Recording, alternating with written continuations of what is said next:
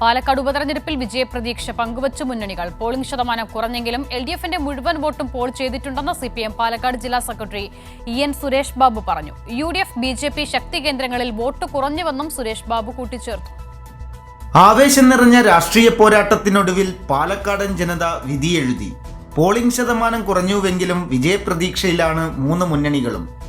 UDFും BJPയും വ്യാജ വോട്ട് ചെയ്യാൻ കഴിയാത്തതിന്റെ നിരാശയിലാണെന്നും തോൽക്കുമെന്ന ബേജാറിലാണ് ഇരു മുന്നണികളെന്നും CPIM പാലക്കാട് ജില്ലാ സെക്രട്ടറി EN സുരേഷ് ബാബു പറഞ്ഞു. ഷാഫിക്ക് നിരാശയായത് മറ്റൊന്നും കൊണ്ടല്ല, തോൽക്കുമെന്ന ബേജാറ് UDF ക്യാമ്പിൽ വന്നത് വേറൊന്നും കൊണ്ടല്ല. ഞങ്ങൾ ഉയർത്തിയ വ്യാജ വോട്ട്, ആ വ്യാജ വോട്ട് ഈ തെരഞ്ഞെടുപ്പിൽ അവർക്ക് പൂർണ്ണമായും ചെയ്യാൻ കഴിഞ്ഞില്ല.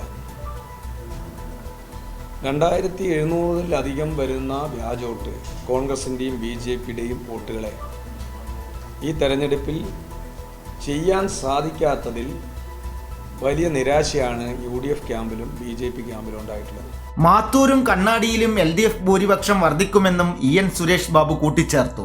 മാത്തൂരും കണ്ണാടിയിലും ഞങ്ങൾക്ക് മുൻകാലങ്ങളിൽ ലഭിച്ചിട്ടുള്ള വലിയ രൂപത്തിലുള്ള ഭൂരിപക്ഷം തിരിച്ചുപിടിക്കാൻ ഈ ഉപതെരഞ്ഞെടുപ്പിൽ കഴിയുമെന്നുള്ളതാണ് ഞങ്ങളുടെ വിശ്വാസം. BJP ശക്തി കേന്ദ്രങ്ങളിലാണ് വോട്ട് കുറഞ്ഞത് എന്നാണ് UDFന്റെ വാദം. പാലക്കാട് മുനിസിപ്പാലിറ്റി മാത്രം 75 നടന്നു, 75%. അത് 67% എന്ന് വെച്ചാൽ 8% കുറവാണ് പാലക്കാട് നഗരസഭയിൽ പോളിംഗിൻ്റെ കുറവാണ് ഉണ്ടായിട്ടുള്ളത്. മറിച്ച് പ്രായിരിയിൽ 1% വ്യത്യാസം അല്ലേ, 1%. ലോക്സഭയായിട്ട് 1% വ്യത്യാസമുള്ളൂ. അവിടെ 71% 71% അവിടുത്തെ പോളിംഗ് നടന്നിട്ടുള്ളത്.